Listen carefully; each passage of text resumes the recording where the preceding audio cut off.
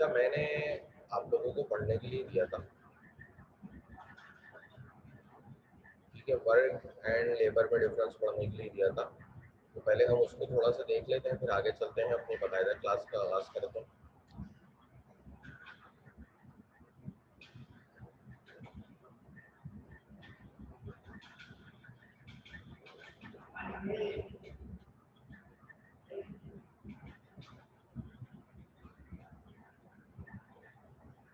अच्छा, screen share हो रही है आप लोगों को, ये बता दें मुझे। अच्छा, हमने यहाँ पे बात करी थी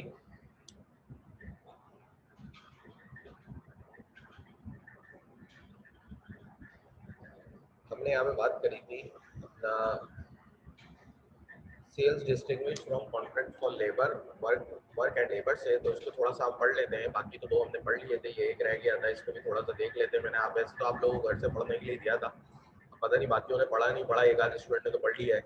तो देखें, a distinction has to be made between the contract of sale and the contract for work and labour, mainly because of taxation purpose, ठीक है। Sale tax is levied only in the case of a contract of sale when property in the goods is intended to be transferred and goods are ultimately to be delivered to the buyer.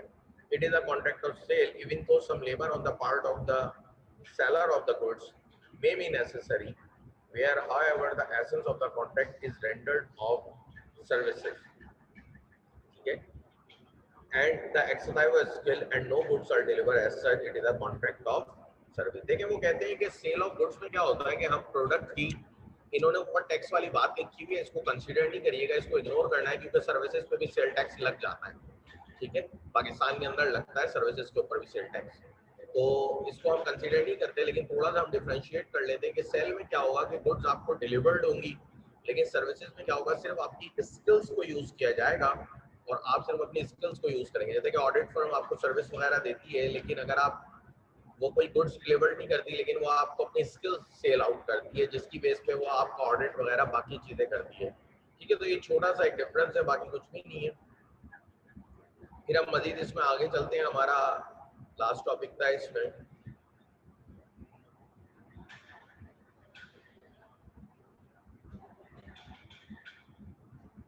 The price, क्योंकि आप जानते हैं कि हमने सबसे पहले इसमें यही पढ़ा था कि जो भी कंडीशन होगी वो हमेशा प्राइस होगी, सॉरी जो कंसिडरेशन होगी वो हमेशा क्या होगी, वो किसी भी चीज की कंसिडरेशन हमेशा सेल ऑफ गुड्स एक्ट में प्राइस होगी। प्राइस के अलावा कोई दूसरी कंसिडरेशन काबिल कबूल नहीं है। कॉन्ट्रैक्ट ऑफ सेल हम जब भी करेंगे उसमें कंडीशन हमने हमेशा प्राइस देनी है, ठीक है। तो अब लाजमी बात है, जब आप प्राइस लेंगे तो प्राइस को डिसाइड भी करना होगा कि आप कितनी प्राइस ले रहे हैं, ठीक है। उस प्राइस को डिसाइड करना भी बहुत जरूरी है कि आप कितनी प्राइस लेंगे, ठीक है। तो इसी तरह से डिफरेंट मेथड्स हैं जो हम देखेंगे कि प्राइस को डिसाइड करने के कौन कौन से मेथड्स हैं जो लॉ ने खुद हमें बताए हुए हैं, और हम उनमें से किसके जरिए प्राइस को डिसाइड करेंगे। तो हम देखते हैं द प्राइस में the money consideration for a sale of goods is known as price. We have already seen that the price is an essential element in every contract of sale of goods, but that is no valid sale can take place without a price. ठीक है, उन्होंने खुद ही एक बात कह दी कि जो money consideration है उसे हम प्राइस कहते हैं, और हम ये देख चुके हैं कि प्राइस जो है वो बहुत एसेंशियल पार्ट है कॉन्ट्रैक्ट ऑफ सेल का, और अगर कोई भी चीज में प्राइस इन्वॉल्व नहीं होगी तो हम कहेंगे कि ये सेल नहीं हो सकती जब तक के प्राइस ना हो। तो विदाउट प्राइस कोई भी सेल नहीं हो सकती। The price should be paid or promised to be paid in legal tender money। देखिए, लीगल टेंडर मनी जो कि आपकी कंट्री में एक्सेप्टेबल हो, ठीक है। तो प्राइस हमेशा एक लीगल टेंडर मनी की उसमें होती है, unless otherwise agreed it may be paid in the form of check, हुंडी, बैंक डिपॉजिट etc। प्राइस हमेशा आपने कैश की सूरत में ही पे करनी होती है, लेकिन अगर आपका एग्रीड है कि आप कैश की चेक की सूरत में या बैंक डिपॉजिट या पे ऑर्डर किसी भी सूरत में पे करना चाहें तो आप कर सकते हैं, लेकिन बशर्त ये कि लीगल टेंडर मनी होना चाहिए, ठीक है जी। ये है प्राइस। अब मैंने आपको बताया था मोड ऑफ फिक्सिंग प्राइस भी है कि कुछ मोड्स होते हैं जिनके जरिए हमने कहा है कि लॉ जो है वो प्राइस को फिक्स करता है, या लॉ ने हमें अलाउ किया हुआ है कि किन मोड्स के थ्रू हम प्राइस को फिक्स कर सकते हैं। पहला है it may B expressly fixed by the contract itself. This is the most usual mode of fixing the price. The parties are free to fix any price they like, and the court will not question as to the adequacy of the price, but the sum should be definite. Where an alternative price is fixed, the agreement is wide ab initio as it involves an element of wager. Thus, where A agrees to sell his cow to B 5,000 if cow gives 10 kg of milk, ठीक है। लेकिन ये price सबसे पहले contract में आप खुद तय कर सकते हैं। लॉ ने आपको अलाउ किया हुआ है कि आप जो भी प्राइस चाहें आप वो फिक्स कर सकते हैं, इसमें कोई कैद नहीं है। लॉ ने आपको अलाउ किया हुआ है कि दोनों पार्टीज, बायर और सेलर, जो प्राइस चाहे वो एग्री कर सकती है। इसमें लॉ ने आपको कोई भी मसला नहीं छोड़ा, कोई भी आपको बिल्कुल फ्री हैंड दिया हुआ है कि आप जो चाहे वो प्राइस पे ऑफ कर सकते हैं। लेकिन प्राइस का डेफिनेट होना लॉ ने कहा जरूरी है। आप ये नहीं कह सकते कि ये काम हो गया तो इतने पैसे वो काम, जैसे कि इसमें एग्जाम्पल लिखी हुई है कि ए ने बी को कहा कि अगर काऊ ने 10 kg मिल्क दिया तो मैं तुम्हें 5,000 रुपए की सेल करूंगा, अदरवाइज मैं तुम्हें 500 रुपए की, 100 रुपए की सेल करूंगा। देखिए इस तरह की जब आप बातें करते हैं ना तो वो वेजरिंग एग्रीमेंट बन जाता है कि आप एक अनसर्टेन इवेंट के ऊपर बैट की तरफ जा रहे हैं, ठीक है। तो इस तरह की बातें आप करते हैं तो वेजरिंग एग्रीमेंट बन जाता है, और वेजरिंग एग्रीमेंट हमेशा वाइड एब इनिशियो होता है, काबिल कबूल नहीं होता सिंस बिगिनिंग इट्स वाइड, ठीक है। तो लॉ ने हमें फ्री किया हुआ है, लेकिन लॉ ने हमें ये भी कहा हुआ है कि प्राइस को हमेशा डेफिनेट रखना, कोई अल्टरनेट या इस तरह की बातें मत करना, वरना वो वेजरिंग एग्रीमेंट हो जाएगा। फिर है second, it may be fixed in accordance with the agreed manner provided by the contract। अगर आपने कॉन्ट्रैक्ट में खुद से प्राइस फिक्स नहीं करी, लेकिन आपने क्या किया, एक एग्रीड मैनर प्रिस्क्राइब कर दिया। आपने एक मैनर प्रिस्क्राइब कर दिया कि हम उस मैनर के तहत उसको फॉलो करते हुए जो भी प्राइस ड्राइव होगी हम उस प्राइस को दोनों पार्टीज कबूल करेंगे। आपने क्या किया, एक मैनर एग्रीड कर लिया, लेकिन आपने प्राइस फिक्स नहीं करी, आपने उसका मैनर एग्रीड कर लिया कि इस मैनर के तहत हम जो है वो प्राइस को कंसीडर करेंगे। For example, it may be agreed that the buyer would pay the market price prevailing on a particular date और that the price is fixed by the third party appointed by the consent of party. जैसे कि आप लोगों ने ये decide करा कि भाई 10 जनवरी को जो प्राइस होगी ना मार्केट के अंदर इस प्रोडक्ट की, वो प्राइस हम दोनों एक दूसरे में आपको पे करूंगा, ये बायर ने कहा, और सेलर ने इससे एग्री भी कर लिया कि हाँ ठीक है मैं एग्री हूँ कि 10 जनवरी को जो मार्केट में इस प्रोडक्ट की प्राइस होगी वो प्राइस आप मुझे पे कर देना। देखिए ये आपने क्या किया, आपने प्राइस पे नहीं करी, लेकिन आपने एक मैनर एग्री कर लिया। आपने मैनर एग्रीड कर लिया कि भाई ये प्राइस मैं आपको पे ऑफ करूंगा, या आपका मैनर एग्रीड हो गया। या आपने क्या कहा, आपने एक बंदा एग्री कर लिया, कोई थर्ड पार्टी के मिस्टर शायान जो है वो जो प्राइस कहेंगे वो मैं आपको पे ऑफ करूंगा। ये भी आप प्राइस फिक्स नहीं कर रहे, लेकिन आप एक मैनर एग्री कर रहे हैं, और इस मैनर के तहत जो प्राइस ड्राइव होगी लाजमी सी बात है वही आप पे ऑफ करेंगे, ठीक है। But in the following cases where the agreement of the parties as to price is uncertain, price is deemed as not capable of being fixed, and as the agreement is wide of the issue of uncertainty। लेकिन अगर इसके अंदर भी आप कोई uncertainty रखेंगे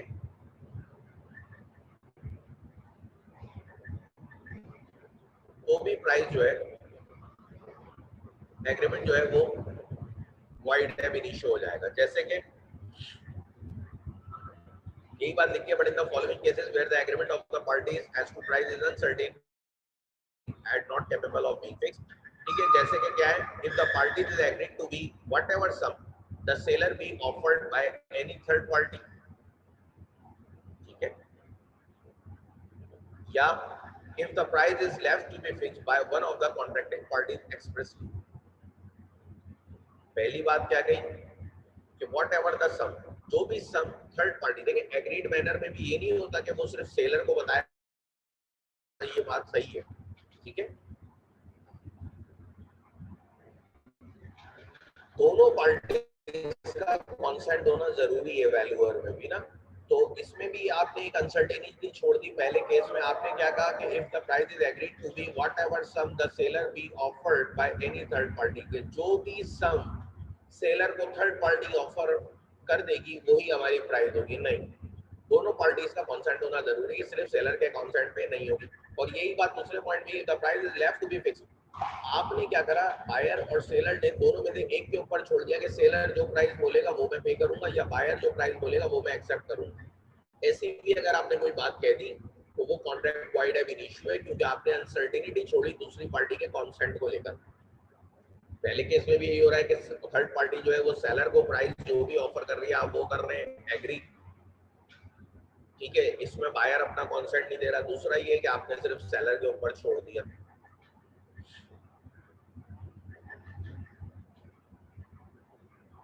ठीक है जी,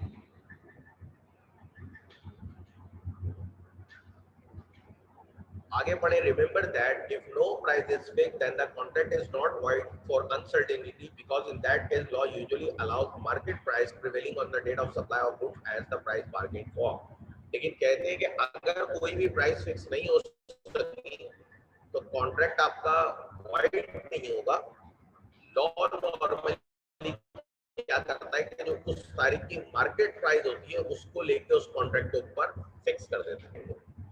ठीक है, जब आप कोर्ट की तरफ जाते हैं, तो जब आप कोर्ट की तरफ जाते हैं और कोर्ट देखता है,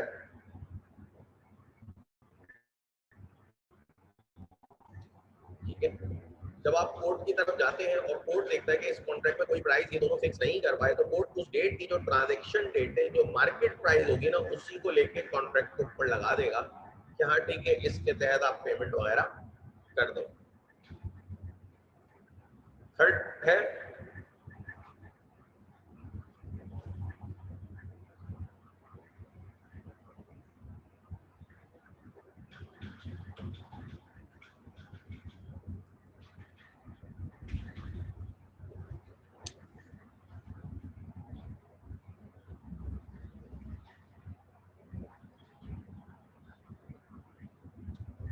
अच्छा एक क्वेश्चन भी आ गया है सर, लास्ट पैरा दोबारा बता दें। लास्ट पैरा कोर्ट वाला पैरा ये है कि अगर कोई भी प्राइस आप फिक्स नहीं कर पाए तो कॉन्ट्रैक्ट आपका, मतलब आप एक प्राइस पे नहीं पहुंच पाए, आप प्राइस फिक्स नहीं कर पाई, तो लॉ उस कॉन्ट्रैक्ट को फिर वाइड नहीं करता। लॉ यूजुअली क्या करता है कि जो भी मार्केट प्रिवेलिंग प्राइस होती है ऑन द सेट डेट, उसी डेट की प्राइस को वो आपकी प्राइस कंसीडर कर लेता है।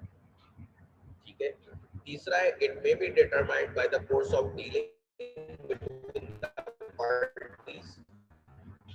जो कोर्स ऑफ डीलिंग्स होती है पार्टीज के बीच में, उसकी जो प्राइस होती है वो भी लॉ कंसीडर करता है। The price prevailing on the date of placing the order, the course of dealing suggest that in subsequent transaction also price as on the date of order will be paid.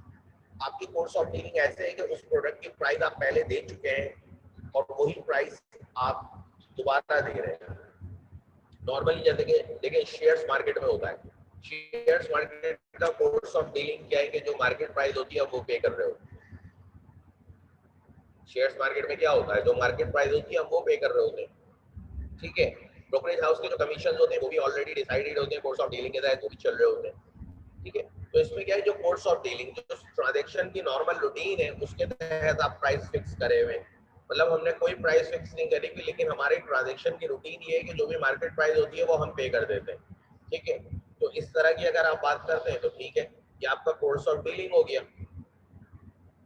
जैसे कि for example अगर मैं एक insurance company से insurance लेता हूँ और मैंने वहाँ पे एक बेंच मार्क एम्प्लॉइज का इंश्योरेंस ले रहा हूँ अपनी कंपनी के, और मैंने एक बेंच मार्क रखा हुआ है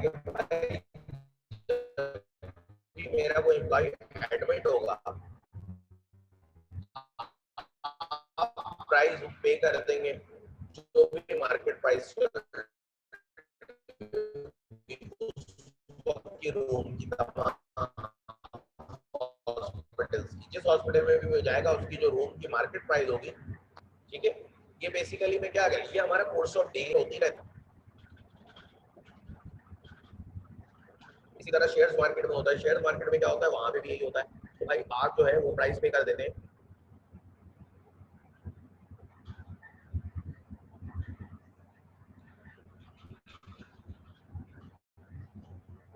शेयर्स मार्केट में क्या होता है, शेयर्स मार्केट में भी यही होता है कि जो भी उस डेट की प्राइसेस होती हैं, जो भी नॉर्मल मार्केट प्राइस होती है, हम वही सारी की सारी पे ऑफ कर रहे होते हैं। तो शेयर्स प्राइसेस में भी इसी तरह होता है। तो ये कोर्स ऑफ डीलिंग है बेसिकली। थर्ड पॉइंट रिपीट कर देता हूँ,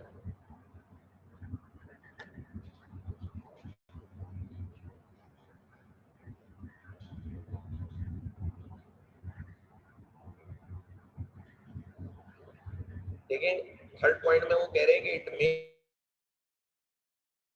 में जो कोर्स ऑफ डीलिंग थी उसी के तहत डिटरमाइन कर सकते हैं आप प्राइस, जैसे कि नॉर्मल हमारी ट्रांजैक्शन रूटीन थी, ठीक है, हमारी ट्रांजैक्शन रूटीन थी, हम उसके तहत पे ऑफ कर सकते हैं। जैसे कि अगर शेयर्स मार्केट में हम जाते हैं कि शेयर मार्केट की ट्रांजैक्शन रूटीन क्या है, जब भी आप शेयर्स परचेज करते हैं जो भी उसकी मार्केट प्राइस होती है वो आप पे ऑफ करते हैं, ठीक है। तो ये क्या है, ये शेयर्स रूटीन है, मार्केट रूटीन है, तो हम इसी के तहत प्राइस को पे करेंगे। फिर चौथा है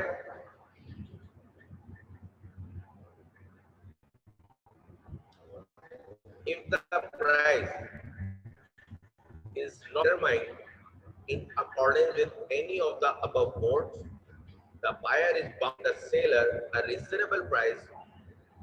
What is a reasonable price is a question of fact dependent on the circumstances of each particular case. Ordinarily, the market price of the goods prevailing on the date of supply is taken as reasonable price. कह रहे हैं कि भाई देखें, अगर ऊपर दिए हुए तीनों मेथड के जरिए, ठीक है, अगर ऊपर दिए हुए तीनों मेथड के जरिए प्राइस फिक्स नहीं हो पाती, ठीक है, तो बायर बाउंड है कि वो रीजनेबल प्राइस पे करेगा। और रीजनेबल प्राइस क्या होती है, आपको पता है कि केस टू केस वैरी करती है, लेकिन normally sale of good act में हम जो ट्रांजैक्शन की सप्लाई ट्रांजैक्शन डेट की जो मार्केट प्राइस होती है उसी को हम रीजनेबल प्राइस ले लेते हैं। जैसे कि फॉर एग्जांपल मैं एक पीडिया शोर परचेज कर ला रहा हूँ, मार्केट परचेज कर रहा हूँ बंदे से, और हम किसी भी ऊपर वाले मेथड से प्राइस डिसाइड नहीं कर पाए, तो जिस डेट को मैंने उससे पीडिया शोर लिया है उस डेट की जो मार्केट प्राइस चल रही होगी उसी को मैं रीजनेबल प्राइस करके उसको पे ऑफ कर दूंगा। क्लियर?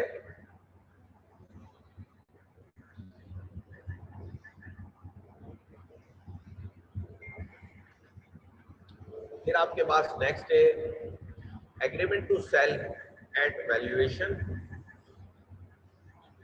वैल्यूएशन बेसिकली एक थर्ड पार्टी का होता है। आप नॉर्मली डिसाइड कर लेते हैं कि थर्ड पार्टी एक वैल्यू लगाती है आपकी गुड्स की, तो उसको हम कहते हैं basically valuation. Third party value करती है, एनालिसिस करती है उसकी प्राइस का, और फिर आपको बताती है कि ये प्रोडक्ट कितने की होगी।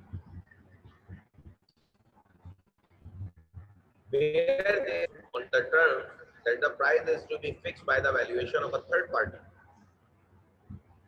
एंड क्योंकि आपने पढ़ा ना ऊपर एग्रीड मैनर में कि कभी कभी हम थर्ड पार्टी को भी अपॉइंट कर लेते हैं, थर्ड पार्टी जो भी प्राइस फिक्स करेगी वही हमारी प्राइस होगी।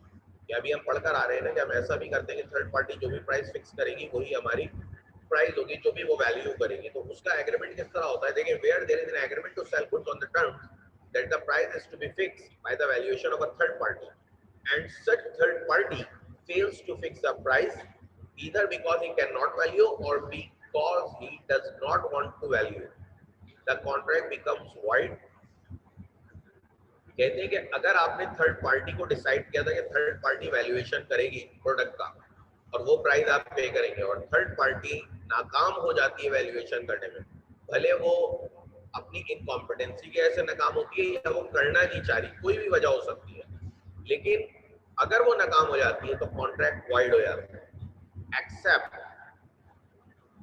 इलावा as a part of the goods delivered and accepted if any under the contract as regard which the buyer is bound to pay a reasonable price if however any of the two parties, namely the seller and the buyer, prevent the third party from making the valuation, the innocent party may maintain a suit for damages against the party involved. Notice that although in this case also the contract becomes void, yet the party at fault is bound to compensate the other party for the actual loss suffered because of the act of prevention. देखिए, ये बड़े काम की बात है। अगर आप third party को, पहली बात तो लॉ ने क्या कहा, अगर आपने थर्ड पार्टी को डिसाइड करा कि थर्ड पार्टी जो है वो वैल्यूएशन करेगी, ठीक है, और अगर वैल्यूएशन नहीं कर पाई हो, किसी भी वजह से नाकाम हो गई, या तो वो करना नहीं चाह रही थी या वो इनकॉम्पिटेंट थी, तो कॉन्ट्रैक्ट आपका वाइड हो जाएगा। लेकिन अगर कोई पार्ट ऑफ द गुड्स आप ऑलरेडी एक्सेप्ट कर चुके थे, 3 शिपमेंट में गुड्स आनी थी, पहली शिपमेंट आप ले चुके थे, बाकी की 2 रह गई थी, वो भी आनी थी, लेकिन उस बीच में आपकी प्राइस फिक्स नहीं कर पाई थर्ड पार्टी, तो वो जो पहली शिपमेंट एक्सेप्ट हो गई है उसकी रीजनेबल प्राइस बायर पे करेगा। जो भी उसकी रीजनेबल प्राइस होगी वो बायर पे करेगा। ये तो हमें लॉ ने बता दिया। मजीद आगे लॉ क्या कहता है कि अगर थर्ड पार्टी नाकाम होती है सेलर या बायर की वजह से, ये दोनों किसी तरह से थर्ड पार्टी को रोकते हैं कि आप वैल्यूएशन ना करें, तो जो भी गिल्टी पार्टी होगी इन दोनों में से, अगर बायर ने रोका हुआ तो बायर गिल्टी पार्टी है, सेलर ने रोका हुआ तो सेलर गिल्टी पार्टी है, जो भी गिल्टी पार्टी होगी वो एक कॉम्पनसेशन पे करेगी, डैमेजेस पे करेगी दूसरी पार्टी को, क्योंकि दूसरी पार्टी उसके खिलाफ सूट फाइल कर देगी। कॉन्ट्रैक्ट तो वाइड हो जाएगा उस सूरत में भी, लेकिन जो इनोसेंट पार्टी होगी वो गिल्टी पार्टी के ऊपर सूट फाइल करके डैमेजेस क्लेम करेगी कि उसको इतने का लॉस हो गया। क्लियर? यहां तक तो मजीद इसमें थोड़ी सी बात है जो हम देख लेते हैं। It is to be remembered that unless otherwise agreed, payment of the price and the goods delivery of goods are concurrent condition। उन्होंने कहा कि अगर कोई और चीज एग्री नहीं है तो पहली बात तो याद रखें कि पेमेंट ऑफ प्राइस और गुड्स की डिलीवरी एक कंकरेंट कंडीशन है, आगे पीछे अगर होंगी simultaneously. Again, section 64 subsection A, which provides for escalation cost is important. As per section 64 A, unless otherwise agreed, where after making the contract and fixing the price, but before the delivery of goods, a new or increased customer excise duty or sale or purchase tax is imposed, and the seller has to pay it, the seller is entitled to add the same to the price. Conversely, if the rate of duty or tax is lowered, the buyer would be entitled to reduction in price.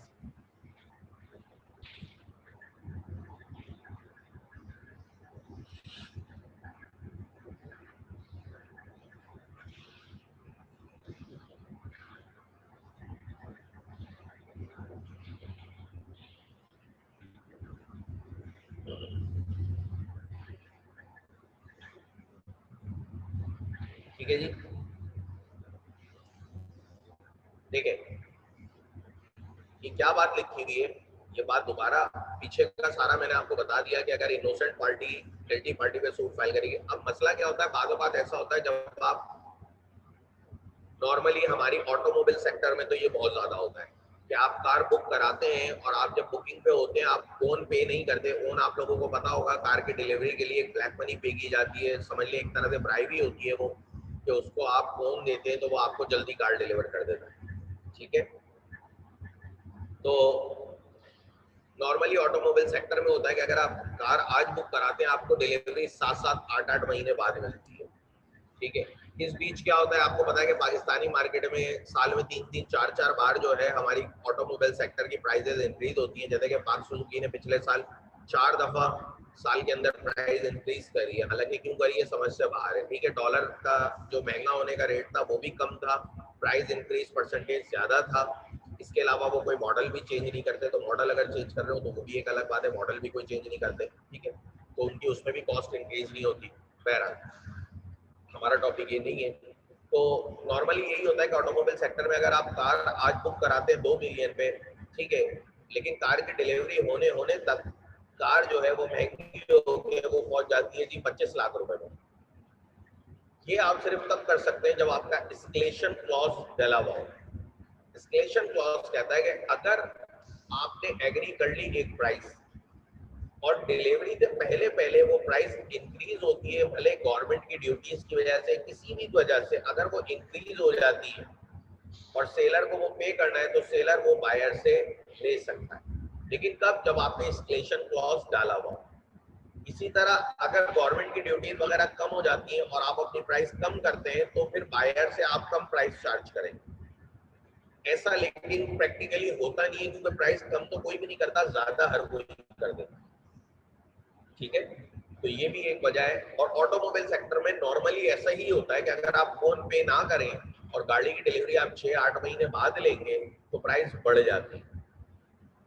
ठीक है, price वो बढ़ा देते हैं, उन्होंने escalation clause उसमें डाला हुआ होता है कि अगर प्राइस इंक्रीज हो गई तो आप पे ऑफ करेंगे। ठीक है जी, ये हो गई सारी प्राइस की बात। अब अगला है अर्नेस्ट और डिपॉजिट, इसको मार्क करेंगे, आप पढ़ लीजिएगा घर से, कल हम इसको फिर अगेन डिस्कस कर लेंगे। थोड़ा बहुत इसलिए पढ़ने के लिए देता हूँ कि आप एटलीस्ट किताब खोल लें। किताब खोलेंगे तो लाजमी बात है साथ में कुछ और भी पढ़ लेंगे।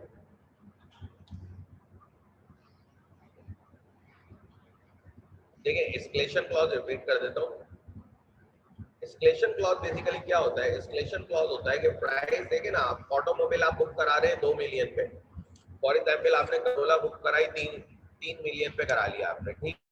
डिलीवरी होगी 8 महीने बाद, 7 महीने बाद। 7 महीने बाद डिलीवरी होती है तो आपको पता चलता है जी आपकी गाड़ी तो महंगी हो गई। आपने जो बुक कराई थी 3 मिलियन पे, वो 3 की नहीं है, वो 3.5 मिलियन की हो गई। तो ये ऑप्शन क्लॉज डाल देते हैं कि अगर किसी कंडीशंस की वजह से प्राइसेस इंक्रीज होती है तो बायर वो प्राइस पे ऑफ करेगा। यहाँ पे एस्केलेशन क्लॉज यहाँ पे एस्केलेशन क्लॉज का मतलब ये होता है कि before delivery, after making the contract but before delivery, अगर गवर्नमेंट के टैक्सेस वगैरह बाकी चीजें, कोई भी ड्यूटीज, ट्रांसपोर्टेशन, कोई भी चीज इंक्रीज कर रही है जिसकी वजह से सेलर की प्राइसेस इंक्रीज कर रही हैं, तो सेलर वो प्राइस बायर से लेगा, बायर पे नई प्राइस चार्ज करेगा। लेकिन एस्केलेशन क्लॉज अगर ये कहता है तो साथ में ये भी कहता है कि अगर सेम प्राइसेस कम हो गई, फॉर एग्जांपल टैक्सेस कम हो गई या ड्यूटीज कम हो गई या ट्रांसपोर्ट कोई भी चीज कम हो गई जिसकी वजह से आपके प्रोडक्ट की प्राइस कम हो गई, तो आप बायर से वो कम वाली प्राइस भी चार्ज करोगे। तो दोनों बातें हैं, अगर प्राइस इंक्रीज होगी तो इंक्रीज प्राइस चार्ज करोगे, प्राइस डिक्रीज होगी तो डिक्रीज प्राइस चार्ज करोगे। एस्केलेशन क्लॉज दर हकीकत ये बात क्या है।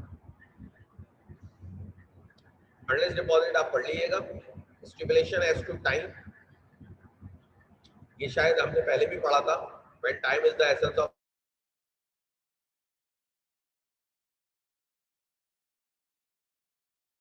Contract, time is not the essence of contract. तकरीबन ठीक है जी।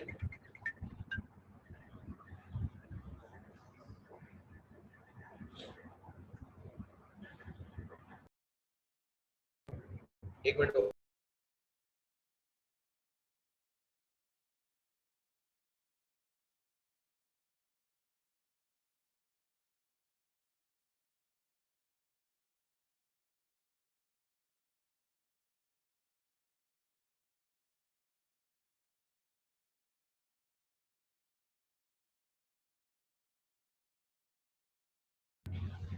ठीक है जी। स्टिपुलेशन एज टू टाइम देख लेते हैं। Stipulation as to time in a contract of sale fall under following two heads. Time से रिलेटेड जो स्टिपुलेशन होती है, जो एक शर्त डली हुई होती है, जो एक क्लॉज डला हुआ होता है, वो दो चीजों से लिंक होता है। एक तो टाइम ऑफ डिलीवरी होता है और time of payment of price होता है, कि आप प्राइस किस वक्त पे करेंगे या आप डिलीवरी किस वक्त देंगे गुड्स की। इन्हीं दो सूरत हाल में टाइम अटैच होता है। इसके अलावा कोई तीसरी जगह ऐसी नहीं है जहाँ पे सेल ऑफ गुड्स के अंदर टाइम की अटैचमेंट हो सके। तो हम इसमें पढ़ लेते हैं। As regard the time fixed for the delivery of goods, time is usually held to be the essence of the contract. Thus, if the time is fixed for the delivery of goods and the seller makes a delay, the contract is voidable at the option of the buyer in case of late delivery. Therefore, the buyer may refuse to accept the delivery and may put an end to the contract. वही बात जो हमने पहले भी पढ़ी थी कि अगर डिलीवरी से लिंक है टाइम और आपने डिलीवरी लेट कर दी, तो बायर के हाथ में ये ऑप्शन आ जाता है कि बायर कॉन्ट्रैक्ट को वाइड कर सकता है। चाहे तो वो डिलेड डिलीवरी एक्सेप्ट कर ले और कंपनसेशन क्लेम कर ले, चाहे तो वो क्या करे, वो डिलीवरी को रिजेक्ट कर दे और कॉन्ट्रैक्ट को वाइड कर दे।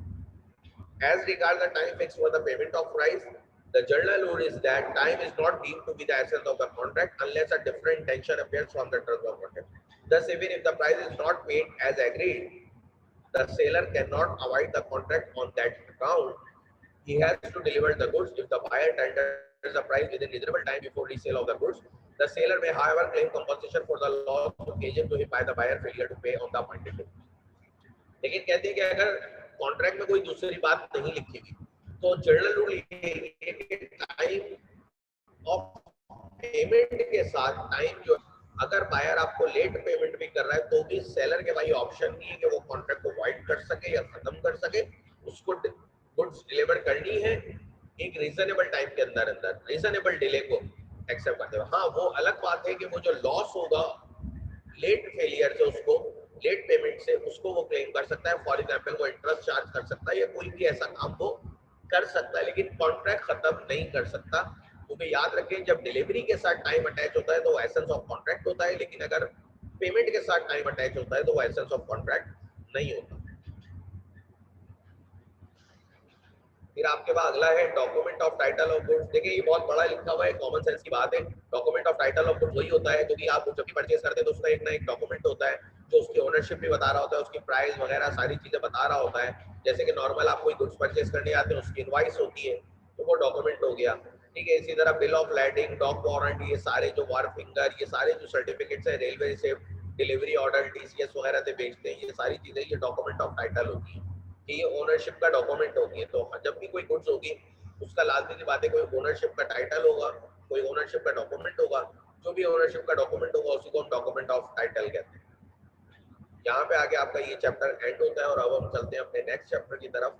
किसी को कोई कंफ्यूजन है पिछले चैप्टर से तो पूछ ले, वरना मैं मूव करता हूँ अपने नेक्स्ट चैप्टर की तरफ।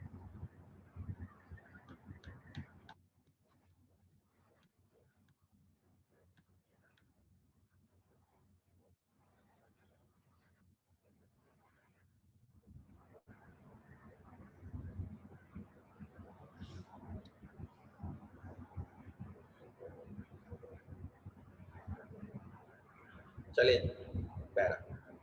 देखिए, जब भी कोई कॉन्ट्रैक्ट ऑफ सेल बनता है तो उसके अंदर टर्म्स एंड कंडीशंस होती हैं। टर्म्स तो होती है ना, शराइत तो होती है। जब भी कोई कॉन्ट्रैक्ट ऑफ सेल आप करेंगे उसके अंदर शराइत होंगी, कुछ मेन पार्ट होंगी, शराइत बड़ी होंगी, कुछ जो है वो छोटी होंगी।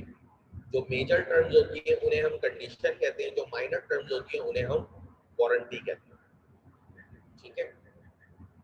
याद रखें जब भी कोई कॉन्ट्रैक्ट बनता है उसकी टर्म्स होती हैं, शराइत होती हैं। जो बड़ी main part of the contract होती है, जो मेन होती हैं वो मेजर टर्म्स जिन्हें आप कह सकते हैं वो कंडीशन कहलाती हैं, और जो माइनर टर्म्स होती हैं उन्हें आप वारंटी कह सकते हैं। लेकिन बहरहाल लॉ क्या डिफाइन करता है हम देखते हैं। A condition is a stipulation essential to the main purpose of the contract, the breach of which gives the aggrieved party a right to repudiate the contract itself। कहते हैं कि जो भी main purpose of the contract से link होगी, कोई भी stipulation, कोई भी टर्म जो होगी वो main purpose of the contract से लिंक होगी, तो हम कहेंगे कि ये कंडीशन है।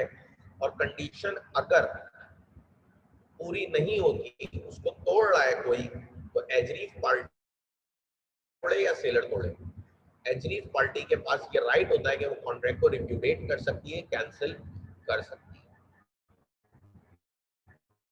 ठीक है। उसके पास ये राइट है वो कॉन्ट्रैक्ट कैंसिल। जैसे कि फॉर एग्जांपल मैं आपको एक एग्जांपल देता हूँ। जैसे मैं आपको कंडीशन की एक एग्जांपल देता हूँ। फॉर एग्जांपल आपने शॉपकीपर को कहा कि मुझे 100 fans, 100 ceiling fans park fan के चाहिए। आपने क्या कहा, मुझे 100 पार्क फैंस, पार्क के फैन के सीलिंग फैन चाहिए। उसने आपको डिलीवर कर दिए कौन से, मिल्लत फैन। ये basically breach of condition. Main part क्या था, पार्क फैन चाहिए थे ना, उसने मिल्लत के डिलीवर कर दिए, ब्रीच ऑफ कंडीशन। कॉन्ट्रैक्ट को आप चाहें तो कैंसिल कर सकते हैं। वारंटी क्या है? A warranty is a stipulation collateral to the main purpose of the contract, the breach of which gives the aggrieved party a right to sue for damages only and not to avoid contract itself। Warranty क्या होती है? Collateral part होती है, main purpose नहीं होती contract का, सिर्फ collateral part होती है, मतलब मेन पर्पस से अटैच होती है, मेन पर्पस के लिए एसेंशियल नहीं होती। जैसे कि ऊपर आपने एग्जांपल में देखा कि उसको मिल्लत फैन मिल गए पार्क फैन की जगह, ये एसेंशियल चीज थी कि कंपनी का ब्रांड क्या है। लेकिन अगर मैं बोलूं कि मुझे डिलीवरी अपनी शॉप पे चाहिए थी और अगले बंदे ने गलती से डिलीवरी मेरे घर पे कर दी, ये वारंटी है। डिलीवरी शॉप पे चाहिए थी, ये main purpose of the contract के साथ एक अटैचमेंट थी। उसने मेरे घर पे डिलीवर्ड कर दिया, लेकिन प्रोडक्ट तो वही डिलीवर्ड करी है, लेकिन सिर्फ घर पे कर दिया, तो ये चीज कहलाएगी वारंटी का ब्रीच। और ये सिर्फ मुझे डैमेज क्लेम करने की अथॉरिटी देगा, कॉन्ट्रैक्ट कैंसिल करने की नहीं देगा। जैसे कि फॉर एग्जांपल मैं यहाँ पे क्या डैमेज क्लेम करूंगा, जितने पैसे मेरे घर से शॉप तक लाने में लगेंगे ट्रांसपोर्टेशन, वो मैं क्लेम कर लूंगा सेलर से, ठीक है। तो कंडीशन एक मेजर पार्ट होती है, essential to the contract, main purpose of the contract होती है, लेकिन warranty collateral to the main purpose of contract होती है, कोलेटरल पार्ट होती है, अटैच होती है। कंडीशन तोड़ने से आप कॉन्ट्रैक्ट को रिप्यूटेट कर सकते हैं, खत्म कर सकते हैं। वारंटी तोड़ने से सिर्फ डैमेज क्लेम होगा, कॉन्ट्रैक्ट खत्म नहीं कर सकते। क्लियर है?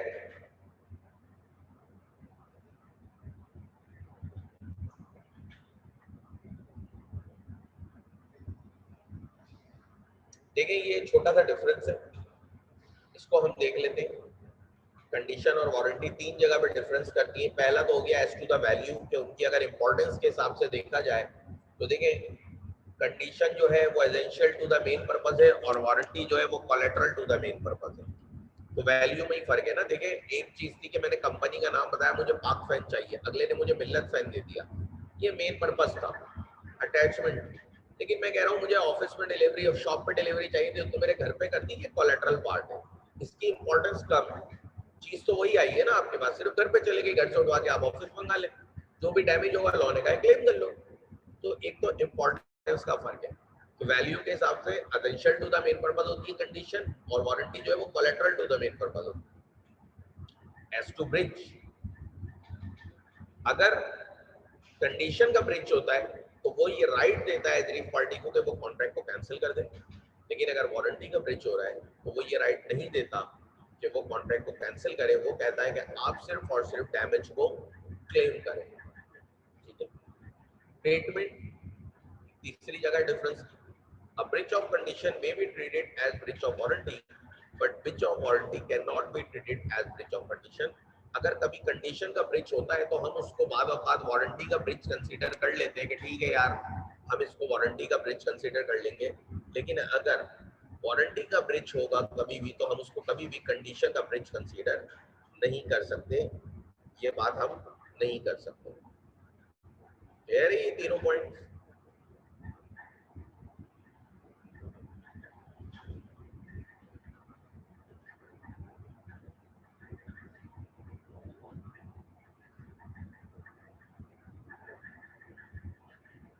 मजीद आगे बढ़ते हैं। अब हमने जो ट्रीटमेंट वाला तीसरा पॉइंट पढ़ा था, बेसिकली ये उसी की एक्सटेंशन है कि when breach of condition is to be treated as breach of warranty, कि कब आप ब्रीच ऑफ कंडीशन को ब्रीच ऑफ वारंटी ट्रीट कर सकते हैं। वारंटी का ब्रीच कब कंसीडर करेंगे? वारंटी का ब्रीच हो गया ना, आपने उसको बोला था मेरी शॉप पर डिलीवर करना, उसने घर पे डिलीवर कर दी, ये वारंटी ब्रीच करी ना उसने। जब भी माइनर टर्म्स एंड कंडीशन में ब्रीच होगा उसको हम वारंटी कहेंगे, क्योंकि वारंटी का ब्रीच कहेंगे, क्योंकि वारंटी क्या है? Collateral to the main purpose है। तो जब भी एक माइनर टर्म्स में ब्रीच होगा तो हम कहेंगे वारंटी का ब्रीच किया है, खत्म। अब हम पढ़ते हैं when condition is to be treated as breach of warranty. तो हमने तीसरा डिफरेंस पढ़ा था कि कंडीशन को आप कभी कभी वारंटी का ब्रीच कंसीडर कर सकते हैं, लेकिन कभी भी वारंटी के ब्रीच को आप कंडीशन का ब्रीच कंसीडर नहीं कर सकते। तो उसी की एक्सटेंशन है, थोड़ा सा इसको देख लेते हैं।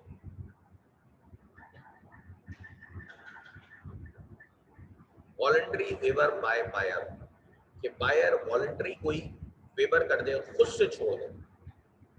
Although on a breach of condition by the seller, the buyer has a right to treat the contract as repudiated and reject the goods.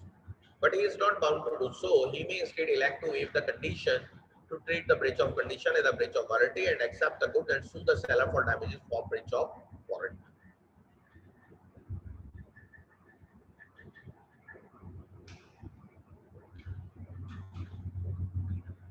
ठीक है जी।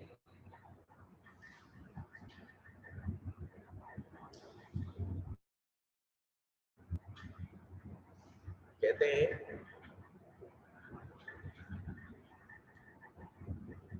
कि बायर खुद से वेव कर दे वॉलंटरली।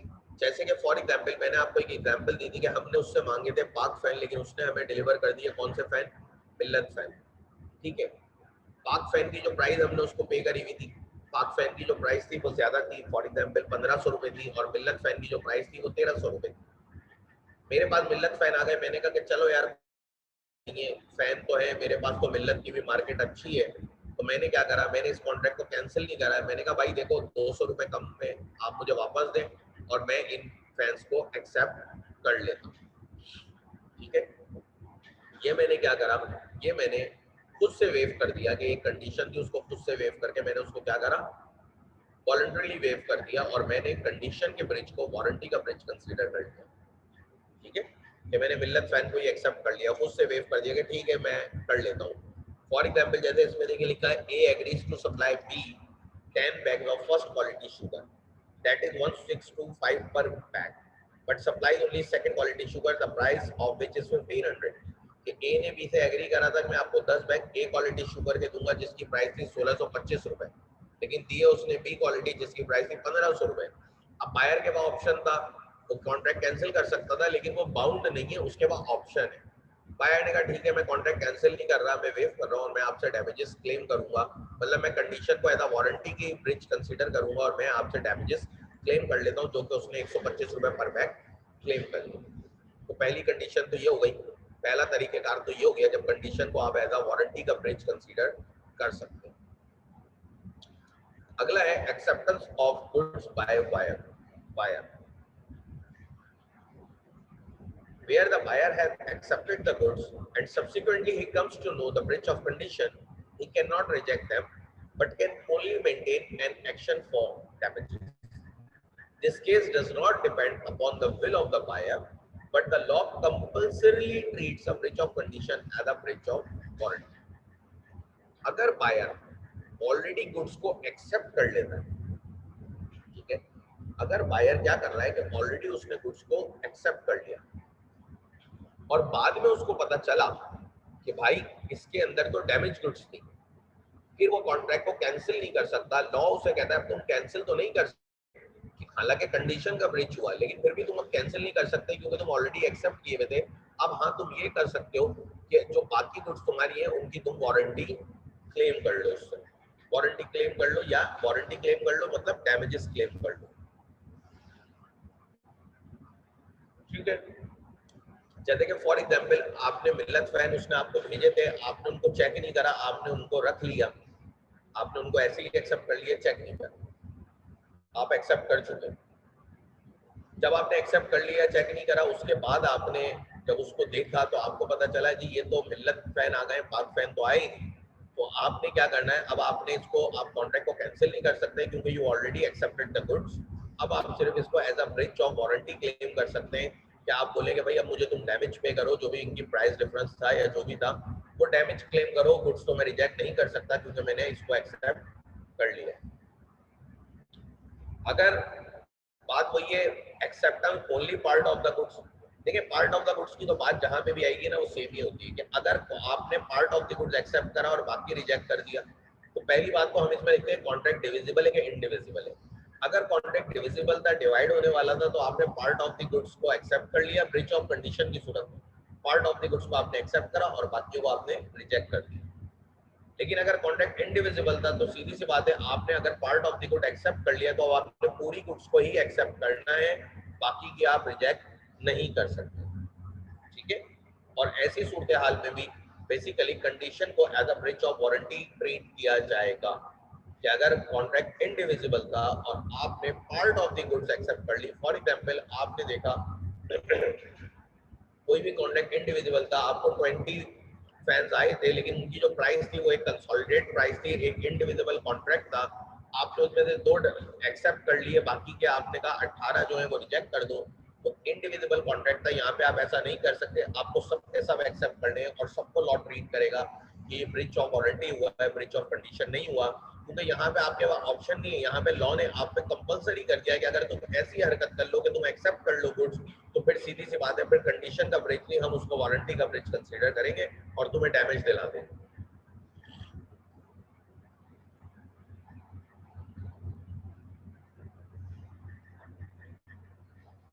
अच्छा, मीनिंग ऑफ एक्सेप्टेंस को देख लें। इसमें एक्सेप्टेंस के मायने क्या होते हैं, लॉ एक्सेप्टेंस के मायने क्या बयान करता है। देखिए, टेकिंग पोजीशन और delivery of goods does not by itself amount to acceptance. अगर आप सिर्फ किसी चीज का पोजीशन ले लें या आपको डिलीवरी हो जाए तो हम उसको एक्सेप्टेंस नहीं कहते। The buyer is deemed to have accepted the goods. Buyer acceptance कहता है किसे, ये देखो, when he intimates to the seller that he has accepted them, जब वो सेलर को इंटीमेट करे कि मैंने तुम्हारी गुड्स को एक्सेप्ट कर लिया। देखिए, सिर्फ अगर डिलीवरी हो गई या पोजीशन आ गया इसको लॉ एक्सेप्टेंस नहीं कहता। लॉ कहता है when he intimate the seller that he has accepted the good, जब वो सेलर को इंटीमेट करे कि हमने तुम्हारी गुड्स को एक्सेप्ट कर लिया, या when he does any act in relation to the goods which is inconsistent with the ownership of the seller, वो कोई ऐसा एक्ट करने लगे जो कि पता उस एक्ट के जरिए जाहिर होने लगे कि इसने गुड्स को एक्सेप्ट कर लिया। जैसे कि मेरे पास मिल्लत फैन आए थे, मैंने उनको आगे सेल आउट करना शुरू कर दिया, मैंने सेलर को बताया नहीं कि मैंने इनको एक्सेप्ट कर लिया, इंटीमेट नहीं किया, मैंने उनको आगे सेल करना शुरू कर दिया कस्टमर्स को। तो इसका मतलब क्या है, मैंने ऐसा एक्ट करा जिसकी वजह से लग रहा है कि ये एक्सेप्टेंस हो गई। अगर बात करूं तो ऊपर वाली एक्सप्रेस एक्सेप्टेंस है, नीचे वाली इम्प्लाइड एक्सेप्टेंस। तीसरा, when after the lapse of reasonable time he retains the goods without the sale intimating the seller that he has rejected them. On rejection of goods, however, mere informing the seller is enough and the buyer is not bound to return the good rejected goods actually. एक reasonable time गुजर गया और उसके बावजूद भी वो goods buyer अपने पास रखा रहा, सेलर को बताए बिना कि मैंने ये गुड्स रिजेक्ट कर दी। ठीक है, अच्छा, सेलर को रिजेक्शन का बताना जरूरी है, सिर्फ क्या आप उसको किसी भी तरह लेटर, फोन कॉल, ईमेल के थ्रू इंटीमेट कर दें, गुड्स का रिटर्न करना जरूरी नहीं है कि रिटर्न होगी तो ही गुड्स को रिजेक्टेड समझा जाएगा, नहीं, सिर्फ इंटीमेट करना काफी है। तो अगर एक रीजनेबल टाइम गुजर गया और उसने सेलर को इंटीमेट नहीं करा कि मैं इनको रिजेक्ट कर चुका और अपने पास पोजीशन रिटेन रखा रहा, तो इसको भी लॉ कहता है कि ये एक्सेप्टेंस है।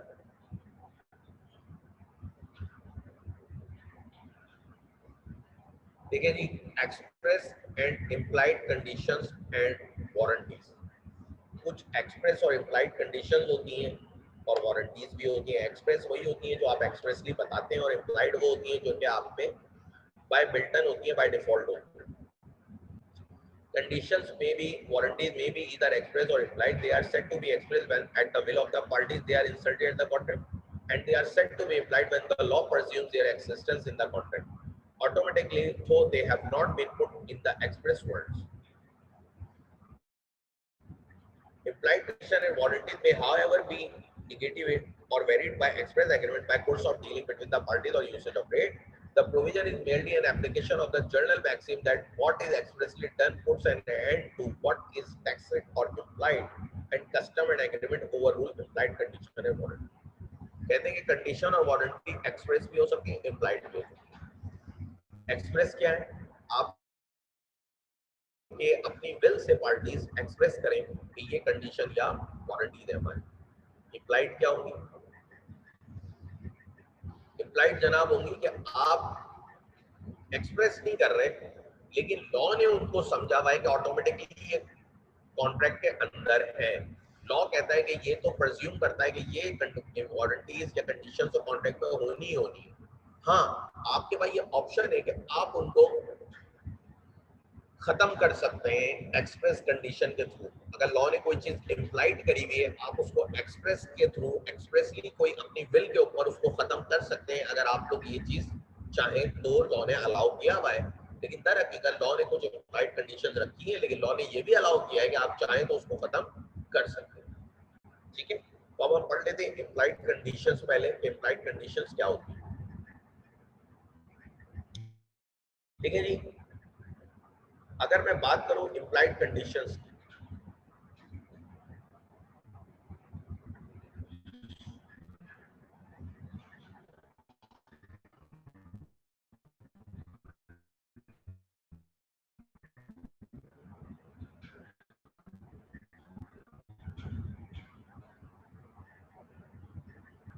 ठीक है, अगर मैं बात करूं कंडीशन एज टू टाइटल, तो कंडीशन एज टू टाइटल का मतलब है ओनरशिप। ये एक इम्प्लाइड कंडीशन है लॉ की। ठीक है, इम्प्लाइड कंडीशन है, जब भी आप कोई गुड सेल आउट करेंगे आपके पास उसको बेचने का राइट होना चाहिए। आपके पास उसको बेचने की या तो ओनरशिप हो या आप किसी ऑनर के एजेंट हो, ऑथराइज्ड एजेंट हो, तो आप चीज को बेच सकते हैं। तो लॉ कहता है कि जब भी आप किसी चीज को बेचें आपका टाइटल डिफेक्टिव नहीं होना चाहिए।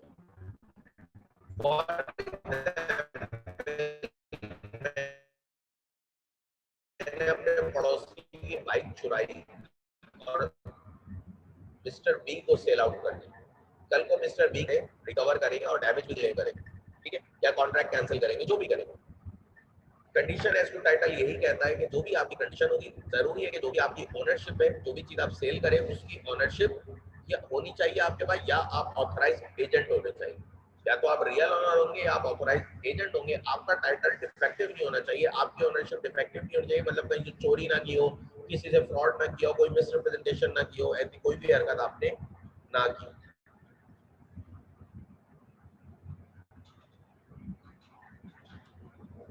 जैसे कि मालूम हो आप किसी से कार खरीद कर लाए, कुछ से बात पता चला वो तो चोरी की कार।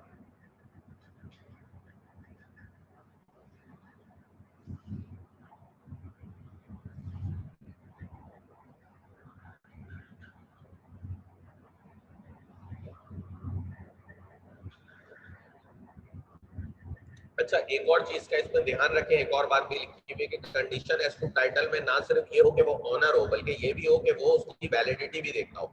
ऐसा ना हो, देखिए फॉर एग्जांपल आप लोगों ने नाम सुना होगा एक ब्रांड का, गैप। गैप ब्रांड का नाम सुना होगा, गारमेंट्स का ब्रांड है, ठीक है। आपने गैप का नाम सुना होगा या लकोस्टे का नाम सुना होगा, ठीक है। लकोस्टे का आपने नाम सुना होगा कि एक ब्रांड है जिसके अपर्स आते हैं, टी शर्ट, जूते, सारी चीजें आती हैं। अब मैं आपको एक प्रोडक्ट ला के दूं, उस पर लकोस्टे का टैग लगा दूं, ठीक है, मेरी अपनी बनाई हुई चीज है, मेरी अपनी ओनरशिप है, लेकिन मैंने टैग किसका लगाया हुआ है? लकोस्टे का टैग लगाया हुआ है, ठीक है। लकोस्टे का टैग मैंने लगा के आपको दे दिया, ये भी मुझे मना है। ये मैं क्या कर रहा हूँ, ये भी मैं गिल्ट कर रहा हूँ, ये भी मना है कि मैं किसी और का लेबल यूज कर रहा हूँ, प्रोडक्ट मेरी है। तो ना सिर्फ आपको ओनरशिप होनी चाहिए, बल्कि आपके पास वैलिडिटी भी होनी चाहिए कि आप कॉन्ट्रैक्ट को वैलिडेट कर सकें। क्योंकि देखिए ना, मैंने टी शर्ट बनाई, मैंने टैग किसी और कंपनी का लगा दिया, अब ये क्या है? ये भी एक गलत बात है, मैं ये भी नहीं कर सकता। ना सिर्फ मुझे ओनर होना है, बल्कि मुझे उसकी को भी अपहोल्ड करना है, वैलिडिटी की भी एक गारंटी करनी है, ठीक है। मैं इस तरह से नहीं कर सकता कि किसी दूसरे का टैग लगा के बेचूं।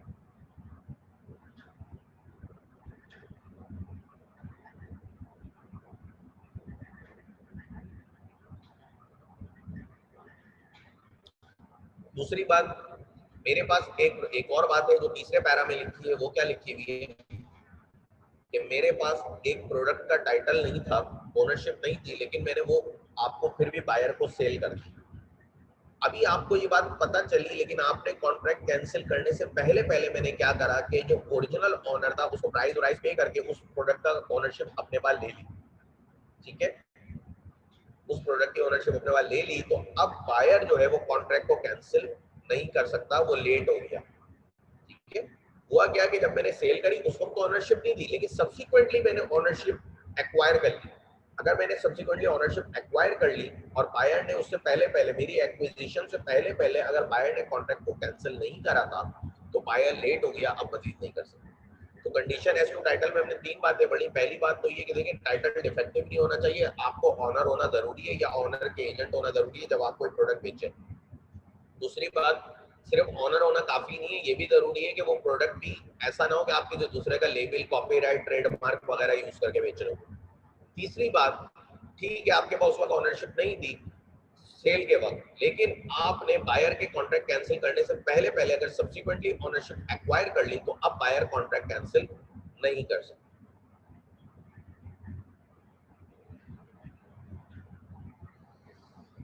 देखिए, contract in a condition in a sale by description, ठीक है।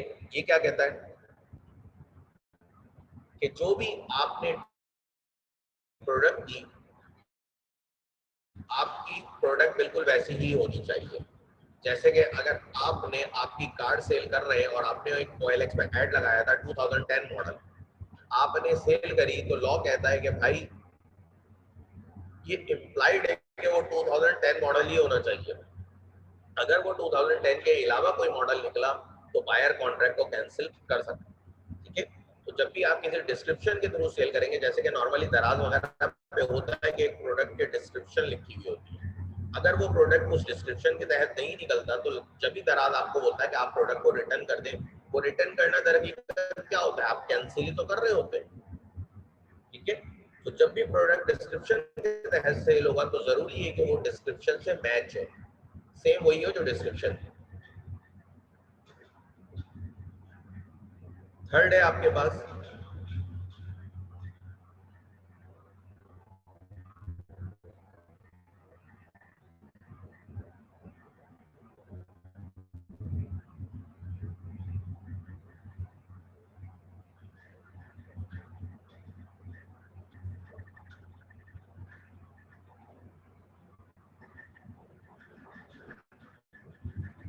कंडीशन टू है, दोबारा बता देता हूँ। देखिए जब भी कोई प्रोडक्ट आप डिस्क्रिप्शन के तहत सेल कर रहे हैं, डिस्क्रिप्शन क्या होती है, जैसे फॉर एग्जाम्पल अभी तुम अपनी कार बेचने खड़े हो तो लिखोगे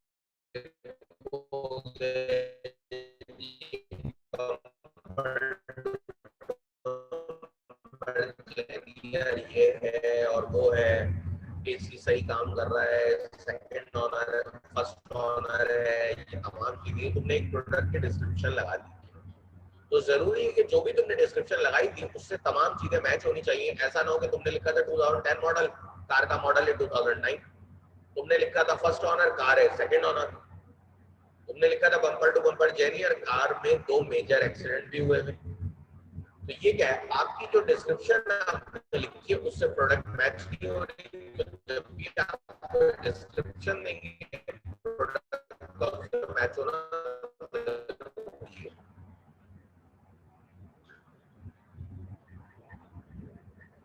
कभी कभी पहले एक सैंपल लेते हैं और फिर उस सैंपल, नॉर्मली सैंपल हमें शॉपकीपर तभी देता है जब हमें कोई चीज बल्क में परचेज करनी होती है। कंपनी की सूरत हाल में ऐसा होता है, घरों में तो नहीं होता कि आप कोई भी चीज बल्क में परचेज करें। Condition in a sale by sample, when under a contract of sale goods are to be supplied according to a sample agreed upon the implied conditions are, कि कॉन्ट्रैक्ट ऑफ सेल के अंदर goods जो है वो supplied होंगी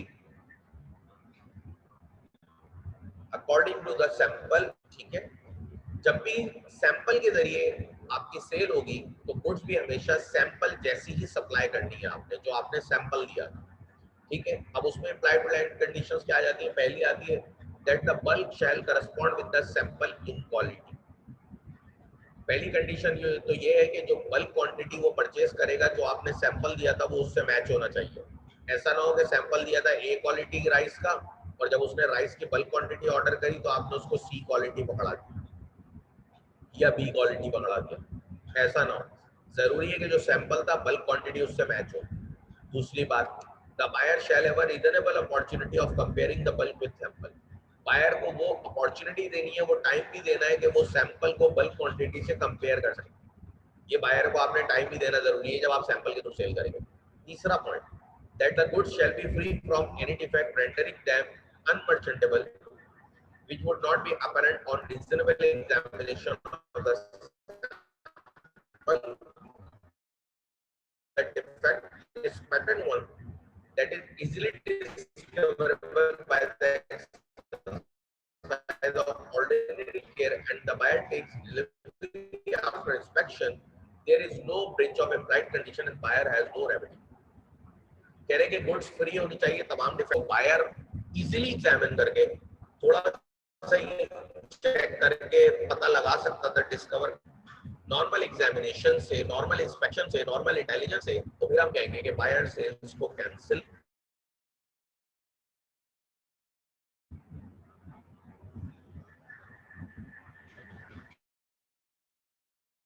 में 3 बातें पढ़ ली हमने। कहा पहली बात, जब भी आप जो सेल है वो सैंपल के बिल्कुल मैच होनी चाहिए। इसकी मजीद 3 कंडीशंस क्या है कि पहली बात कि जो बल्क क्वांटिटी होगी देंगे कि वो आराम से गुड्स को चेक कर सके कि सेल में, सैंपल में और बल्क क्वांटिटी में मैचिंग कर सके आपस में। तीसरी बात, वो जो गुड्स है वो फ्री फ्रॉम, ठीक है, वो फ्री फ्रॉम ऑल डिफेक्ट होनी चाहिए, उनमें कोई किसी का डिफेक्ट नहीं होना चाहिए, हम्बल एग्जामिनेशन से भी बाहर आ सकता था और बायर को इंस्पेक्शन का टाइम भी मिला था, फिर ये क्या खराब हुई है लेकिन आप डिस्कवर नहीं कर पाए, तो आपको कोई भी प्राइस पे नहीं हो।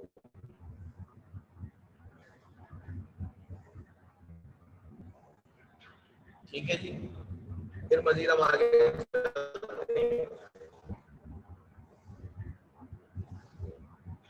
यहाँ तक सबको क्लियर है? किसी को दोबारा पूछना है तो पूछ लें।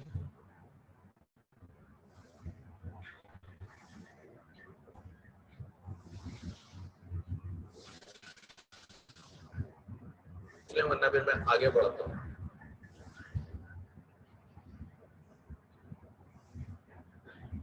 Condition in sale by sample, last idea कि जब भी आप कोई भी चीज सैंपल के थ्रू परचेज करेंगे तो जरूरी है कि जो सैंपल उससे वो चीज मैच हो। जिसमें हमने तीन बातों का ध्यान रखना है। पहली बात तो वो सैंपल और बल्क क्वांटिटी आपस में सेम हो, कोई इनमें फर्क ना हो। दूसरी बात, बायर को आप प्रॉपर टाइम देंगे कि आराम से गुड्स को इंस्पेक्ट कर लो, तसल्ली कर लो। तीसरी बात, इंटेलिजेंस से बाहर आ सकता था और बायर ने इंस्पेक्ट भी किया, उसके बावजूद भी उसको सामने की चीज नजर नहीं आई, तो फिर हम उसको ब्रीच ऑफ कंडीशन नहीं ट्रीट करेंगे, कॉन्ट्रैक्ट को वो कैंसिल नहीं कर सकते।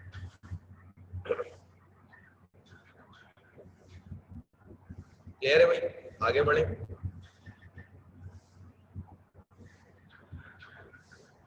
Condition in a sale by, जब भी गुड सैंपल और उसके साथ साथ डिस्क्रिप्शन भी देंगे, उसके बाद एक सैंपल भी देंगे, तो मैच और उसके साथ साथ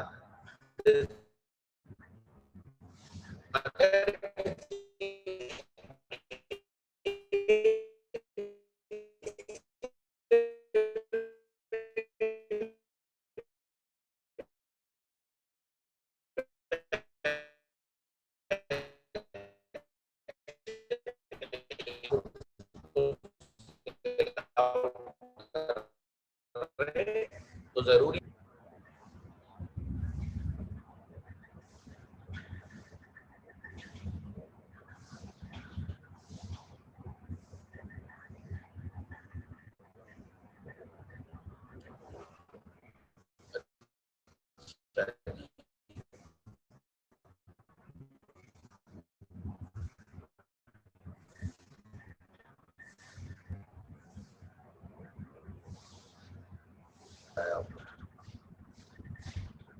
गैस तो मेरा 12 MB आ रहा है, 13 MB आ रहा है, फिर क्यों आपको वॉइस इशू आ रहा है?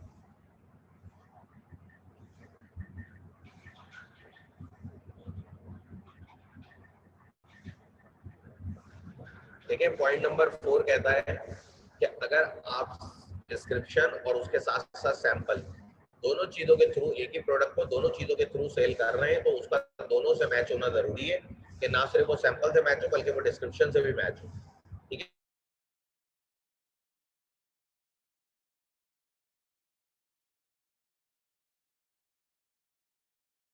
कर सकता है, दोनों से मैच होना जरूरी है। अगर नहीं होता तो हम बोलेंगे कंडीशन का ब्रिच हुआ, ये condition.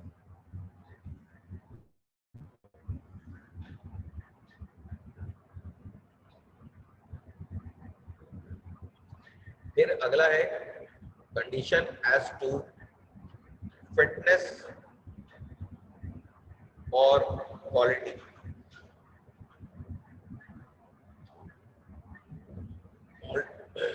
Ordinarily, in a contract of sale, there is no implied condition or warranty as to quality or fitness for any particular purpose of the goods supplied. ठीक है, कि नॉर्मली कह रहे हैं कि क्वालिटी और फिटनेस को लेके कोई भी इम्प्लाइड कंडीशन लॉ नहीं कहता, लेकिन बालों बात ये हो जाती है। लॉ हमेशा क्या कहता है? Let the buyer beware, के बायर को हमेशा लिंक या फिटनेस कहते हैं कि जिस पर्पस के तहत आप ले रहे हो, ठीक है, जो पर्पस हो आपका प्रोडक्ट है ना, कि किस काम के लिए, तो नॉर्मली तो ऐसी कोई इम्प्लाइड कंडीशन नहीं होती, लेकिन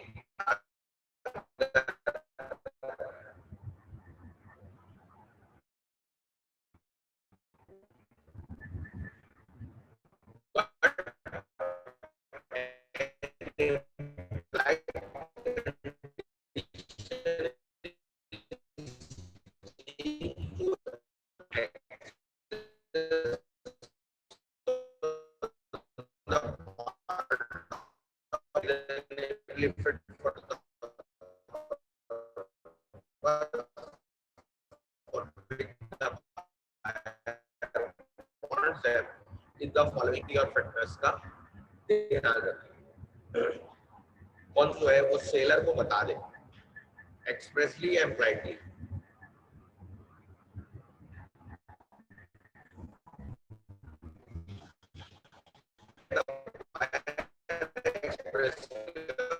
Blindly should make known to the seller the particular purpose for which the goods are required। कि बायर क्या करे कि अपने गुड्स तुमसे परचेज कर। दूसरी, the buyer should rely on the seller skill or judgment। Buyer seller पे rely भी करेंगे। सेलर कह रहा है कि ये वाली ले जाओ तो बायर के हाँ ठीक है मैं इससे एग्री करता हूँ। In the ordinary course of business, whether he be the manufacturer, ये कि वो उसमें डील भी करता हो। ऐसा ना हो कि सेलर बराबर वाली दुकान से खरीद के डील करता हो।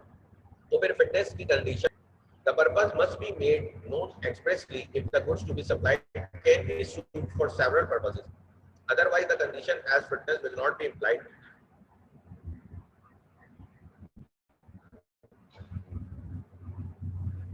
Otherwise, the condition as to whether will not be applied, and the buyer will have no right to reject the goods merely because they are unfit for specific purpose he had in mind। ठीक है, उसका purpose बताना जरूरी है। अगर कोई ऐसी product ले रहा है जो एक से ज्यादा पर्पस के लिए यूज हो रही है, लेकिन वो तमाम पर्पस में सही है, एक खास पर्पस जो बायर के माइंड में था उसमें वो यूज नहीं हुई हो सकी, तो वो फिटनेस की कंडीशंस अप्लाई नहीं होती। तो जरूरी है कि बायर जिस पर्पस के लिए ले रहा हो वो पर्पस सेलर को बताए, बायर उसके स्किल पे रिलाई करे और सेलर उस प्रोडक्ट में डील भी करता हो, तो इम्प्लाइड कंडीशन फॉर फिटनेस और क्वालिटी अप्लाई होती है। तो फिर ये चीज कॉन्ट्रैक्ट को बायर जो है वो कैंसिल नहीं कर सकता। बायर ले रहा है उसी पर्पस में नहीं चल रही तो वो फिर उसमें कैंसिल नहीं कर सकता। मजीद इसके बाद अगला है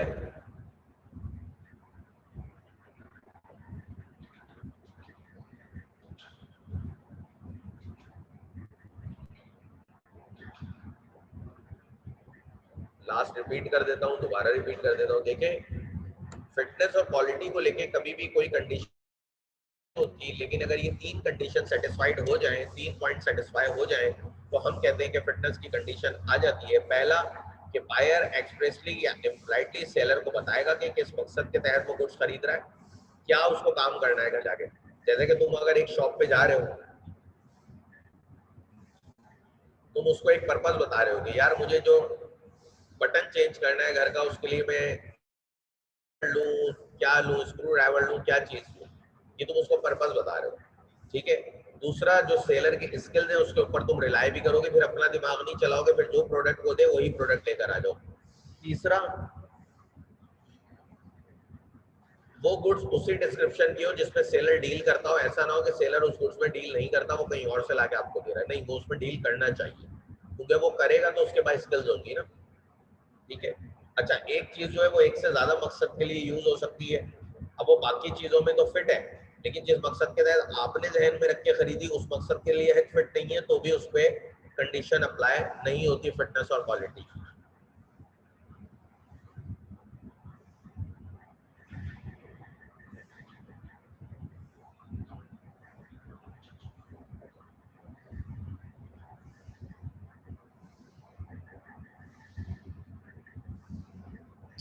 इसके अंदर ये लिखा हुआ है सेल अंडर पेटेंट और ट्रेड नेम। इसको थोड़ा सा आप पढ़ लीजिएगा, वरना कल इसको डिस्कस कराता हूँ।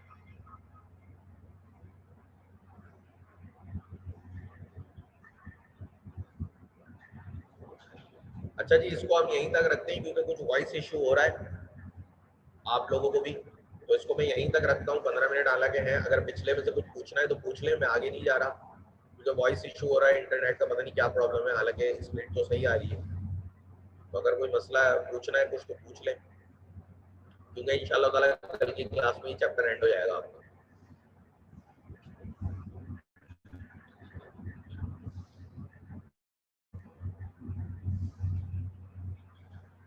लास्ट रिपीट कर दूं, लास्ट मैंने बोला कि फिटनेस और क्वालिटी को लेके कोई भी कंडीशन इम्प्लाइड नहीं होती जब तक कि ये तीन कंडीशन सेटिस्फाई ना हो।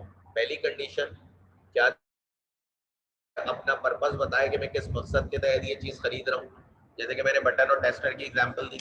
दूसरी बात, वो सेलर के स्किल्स पर रिलाय करे। तीसरी बात कि सेलर उस प्रोडक्ट पे डील करता हो। अगर ये तीनों कंडीशन सेटिस्फाई है तो फिटनेस और क्वालिटी की कंडीशन अप्लाई हो जाती है। ठीक है,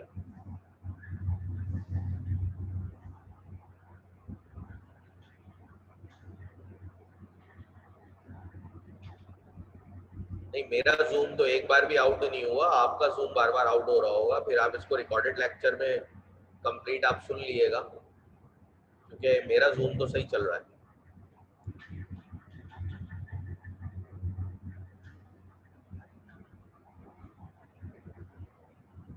क्योंकि चैप्टर का देखें, ओवरव्यू देना इतना आसान काम नहीं होता कि पूरे चैप्टर को आप ओवरव्यू कर दें क्या क्या पढ़ा है।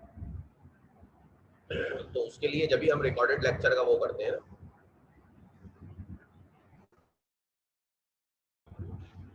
अब एक चैप्टर आप पिछले 1 घंटे से पढ़ रहे हैं, उसको मैं किस तरह से 5 मिनट में समराइज कर दूंगा।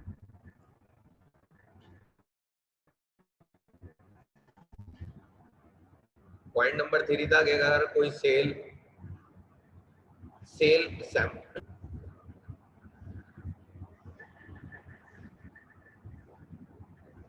पॉइंट नंबर 3 था कि कंडीशन अगर सैंपल के जरिए कोई सेल हो रही है तो किस तरह से होगी, कि जो भी आप सैंपल दे रहे हैं, देखिए सैंपल तभी देते हैं जब आपसे कोई बल्क क्वांटिटी खरीदता है। अगर एक ही खरीदना होगा तो उड़ा के बेच देंगे। ठीक है, तो कोई भी चीज आप सेल आउट कर रहे हैं, तीन बातों का कंडीशंस को पूरा करना है, तीन कंडीशन का सेटिस्फाई होना जरूरी है। पहली कि वो जो सैंपल है की क्वालिटी है वो बल्क की क्वांटिटी से मैच होनी चाहिए। दूसरी, बायर के पास एक रीजनेबल अपॉर्चुनिटी देंगे, आप एक टाइम देंगे प्रॉपर कि वो गुड्स को इंस्पेक्ट कर सके बल्क को सैंपल के साथ। तीसरी, आप अगर कोई नॉर्मल एग्जामिनेशन से गुड्स पता चल सकती थी कि भाई ये सैंपल से नॉर्मल इंटेलिजेंस से, तो फिर वो कॉन्ट्रैक्ट को कैंसिल नहीं कर सकता।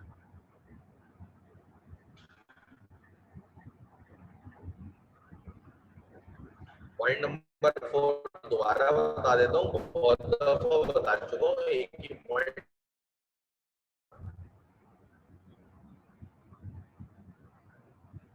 अगर कोई भी डिस्क्रिप्शन दोनों चीजों के साथ सेल हो रही है, दोनों चीजों के साथ सेल हो रही है कि आप सैंपल भी दे रहे हो और डिस्क्रिप्शन जरूरी है। अगर वो सिर्फ सैंपल से मैच होती है, डिस्क्रिप्शन से मैच नहीं होती, तो भी